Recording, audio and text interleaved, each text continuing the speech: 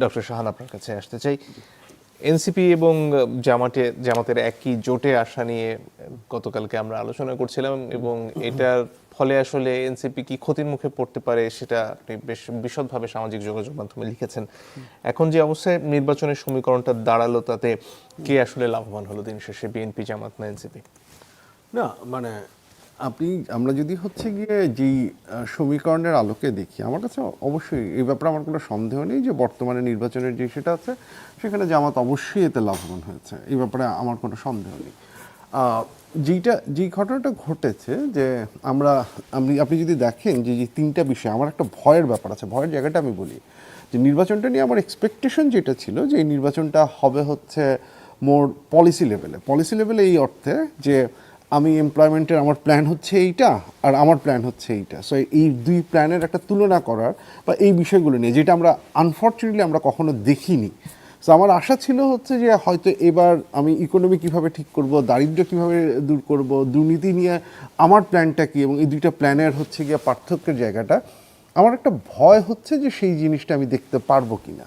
কেন আমি বলি, কারণ আপনি যদি যেই জোটের যে তিনটা ইসে দেখেন, যে একটা হচ্ছে জুলাই চার্টার বা রিফর্ম, এবং তারা দাবি করছেন যে এই ব্যাপারে বিএনপির সাথে তাদের একটা বড় ধরনের পার্থক্য আছে, এবং তারপরে তারা বলছেন হচ্ছে বিচার, এবং আরেকটা তারপরে হচ্ছে গিয়ে তাদের শেষ পয়েন্টটা হচ্ছে আধিপত্যবাদ বিরোধিতা।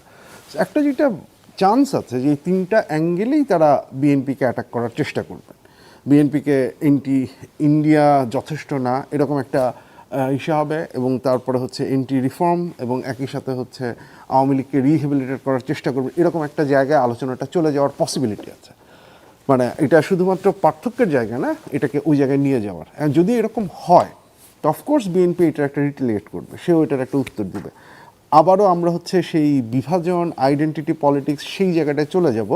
এইটা হচ্ছে আমার একটা ভয়ের জায়গা, এবং যদি সেইটা হয় তাহলে নির্বাচনে আমার এই পলিসির যুদ্ধ বা আইডিয়ার যুদ্ধ বা কিভাবে আমরা সামনের দিকে আগাবো সেটার কোনো ধরনের সম্ভাবনা আমি দেখছি না। এবং আমার কাছে যেটা মনে হয় যে এই পুরো জিনিসটা আপনি যদি ভোটের হিসাবেও দেখেন, সো ভোটের হিসাবে থেকে to be very honest with you, আমার ঠিক মনে হয় না যে এনসিপি এই জোটে যোগ দেওয়ার কারণে জামাত খুব বাড়তি কোনো সুবিধা পাচ্ছে। বরং জামাতের জন্য বাকি যে 7টা ইসলামী দল আছে তাদের বেশ কয়েকটা দলের আমরা জানি যে বেশ কয়েকটা জায়গায় তাদের একটা ভোট ব্যাংকের মতো আছে, সেইটা জামাতের জন্য গুরুত্বপূর্ণ। কিন্তু এনসিপি জামাতকে দুটো জিনিস দিতে পারতো বা পারে এখন। একটা হচ্ছে জুলাই নিয়ে যে ক্রেডিট ক্লেমিংয়ের যে ব্যাপারটা আছে, সেইখানে হচ্ছে গিয়ে আমরা একটা জোটের মতো দেখতে পারি, এবং জুলাইয়ের ওনারশিপ নেওয়ার একটা জায়গা দেখতে পারি, যেটা আমাদের লেজিটিমেসি বাড়ানোর ক্ষেত্রে খুব গুরুত্বপূর্ণ ভূমিকা পালন করবে। সেকেন্ড যে জিনিসটা, আমরা অনেক ক্ষেত্রেই জামাতের পলিসি প্ল্যানের জায়গায় আমরা জামাতের কাছ থেকে খুব বেশি কিছু আমরা পাইনি অনেক সময়, বরং অনেক সময় প্ল্যান বা প্রোগ্রামগুলো এক্সপ্লেইন করতে গিয়ে নেতারা এমন অনেক ব্লান্ডার করে ফেলেছেন যেটা হয়তো ভোটের মাঠে তাদের জন্য ক্ষতির কারণ হলেও হতে পারত।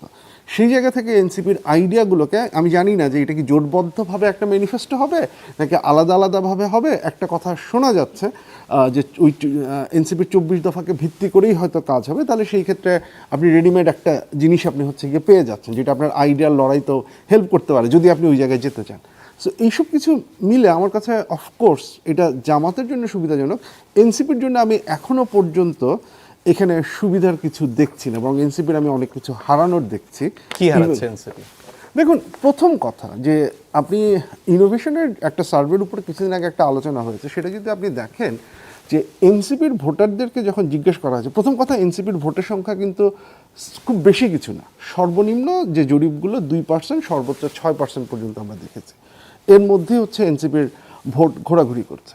এখন এই 2 থেকে 6%-এর মধ্যে ইনোভেশনের যেই লাস্ট অক্টোবরের দিকে যে সার্ভেটা করেছিল, সেখানে যখন এনসিপির যারা ভোটার তাদেরকে যখন জিজ্ঞেস করা হয়েছে তাদের সেকেন্ড চয়েসকে, সেখানে জামাত এসেছে খুব সম্ভবত 35%-এর মতো, বিএনপি এসেছে 31%-এর মতো।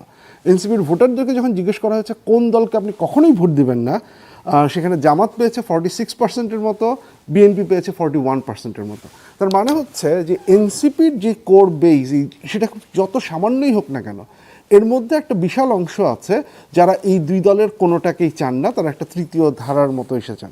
তাহলে এটা খুব পসিবিলিটি আছে যে আপনার যে কোর ভোট বেস সেটা 2% থেকে 6%ই হোক, এই হিসাবগুলো যদি আমি আমলে নেই, আনডিসাইডেড ভোটারগুলোকে বাদ দিয়ে, তাহলে হচ্ছে গিয়ে মানে এনসিপির ভোট অর্ধেক হয়ে যাওয়ার একটা পসিবিলিটি আছে। এখন এনসিপি যখন নির্বাচনে লড়বে, 30টা আসনে তার ভোট বেস যেটা, তার ভোট বেসের অর্ধেক সে লুজ করছে, তাকে সম্পূর্ণ ডিপেন্ড করতে হচ্ছে জামাত ইসলামের উপরে জেতার জন্য। সে যদি জেতেও তার অর্গানাইজেশনাল স্ট্রেংথ হয়নি, জামাতের অর্গানাইজেশনের উপর নির্ভর করে, জামাতের ভোটের উপরে, জামাতের ফাইন্যান্সিয়াল ক্যাপাসিটির উপরে, তাহলে এই দলটা হচ্ছে গিয়ে আসলে কিভাবে ভবিষ্যতে তার জায়গাটা করে নিবে সেটা পরিষ্কার না।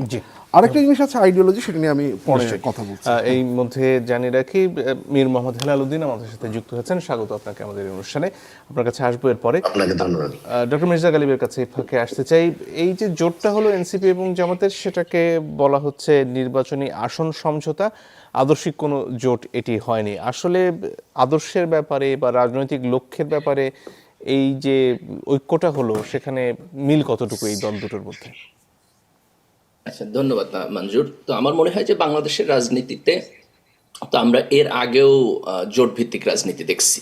এটা আওয়ামী লীগের নেতৃত্বে একটা জোট হয়েছে, বিএনপির নেতৃত্বে একটা জোট হয়েছে। বিএনপির নেতৃত্বের জোটে বিএনপি এবং জামাত ইসলাম একসাথে ছিল, লম্বা দিন তারা একসাথে কাজ করছে, ভোট করছে, সরকারে গেছে।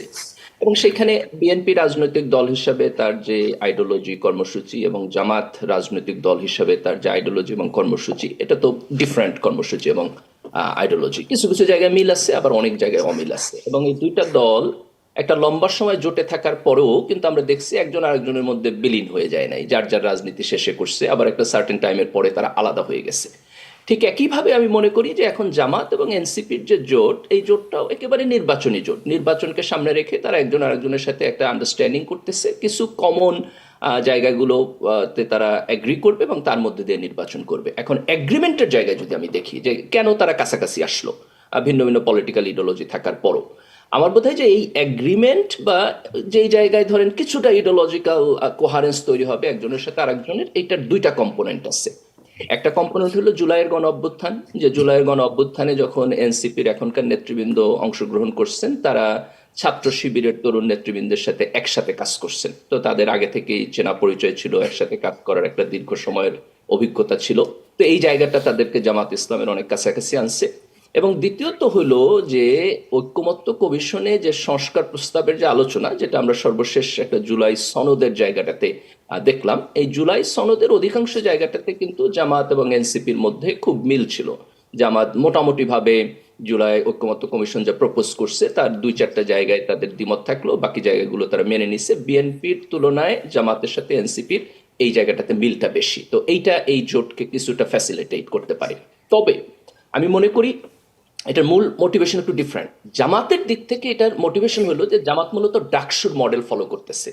যে ডাকসুর নির্বাচনে আমরা দেখছি যে ছাত্র শিবির যেটা করছে সেটা হলো সে তার নিজের দল থেকে বের হয়ে গিয়ে বাইরের লোকদের সাথে মিলেমিশে একসাথে একটা প্যানেল দিচ্ছে এবং তার মধ্য দিয়ে তার নির্বাচনে জয়লাভ করছে। তো জামাত এখন চিন্তা করতেছে যে ন্যাশনাল স্ফিয়ারে আমরা এই জিনিসটাকে রেপ্লিকেট করতে পারি কিনা, যে আমার দলের বাইরে যারা আছে তাদের সাথে ন্যূনতম যাদের সাথে মিলবে তাদের সাথে যদি আমি একটা কম্বাইন্ড জায়গা তৈরি করতে পারি, তাইলে পরে জামাত কিছুটা ধরেন আরেকটু রাইট থেকে সেন্টার রাইট, আরেকটু লিবারেল, আরেকটু বাংলাদেশপন্থী রাজনীতি এই জায়গাটাতে আসতে পারবে।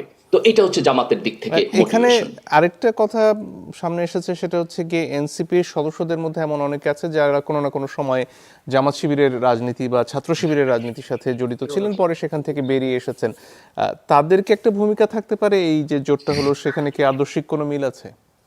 না, আমার মনে হয় সেখানে খুব বড় ভূমিকা থাকার কথা না, কারণ এনসিপি মূলত নতুন পার্টি, তো তাদের এখানে বাকিরাও আসছে। আপনার যারা বামপন্থী রাজনীতি করছে তারাও এখানে আসছে, ছাত্র দল করছে এরকম লোকেরাও আসছে। আবার ছাত্র শিবির ব্যাকগ্রাউন্ডের এখানে যারা আসছে তাদের একটা অংশ কিন্তু আবার নাগরিক কমিটি থেকে যখন নাগরিক পার্টি হইলো তখন মতভিন্নতার কারণে এখান থেকে বের হয়েও গেছে। তো এটা একটা কমপ্লেক্স ডাইনামিক্স, এককভাবে আমি মনে করি এটা কন্ট্রিবিউশন করে নাই। এনসিপির দিক থেকে যেটা কন্ট্রিবিউশন করছে আমার কাছে মনে হয় সেটা হলো যে দিনের শেষে এনসিপির ভোট আপনার 2-4%, শাহান ভাই যেটা বলতেছিল। তো আপনি তো 3-4% ভোট নিয়ে আসলে নির্বাচনী রাজনীতিতে খুব ভালো কিছু করতে পারবেন না। যদি না করতে পারেন তখন আপনার সামনে অপশন হলো দুইটা। একটা হলো যে আপনি ওকে নির্বাচনে হারবেন কিন্তু আপনি একটা দীর্ঘমেয়াদে রাজনীতি করবেন, আর আরেকটা হলো যে আপনি নির্বাচনকে সামনে রেখে আপনি সার্ভাইভ করার চেষ্টা করবেন। তো আমার কাছে মনে হয়েছে যে এনসিপি একটা নতুন দল, খুব ইয়াং পিপলটা এটা নেতৃত্ব দিচ্ছে, তাদের জন্য এই লং শট রাজনীতি করাটা অত্যন্ত কঠিন। এটা তারা ওভার দ্য টাইম রিয়েলাইজ করছে, যেই কারণে তারা জোটের মধ্যে একটা সাইড এখন বেছে নিচ্ছে। এটা এনসিপির দিক থেকে আমার মোটিভেশন মনে হয়, আর জামাতের দিক থেকে মোটিভেশন হলো তারা ডাকসু মডেল ফলো করতেছে। জি।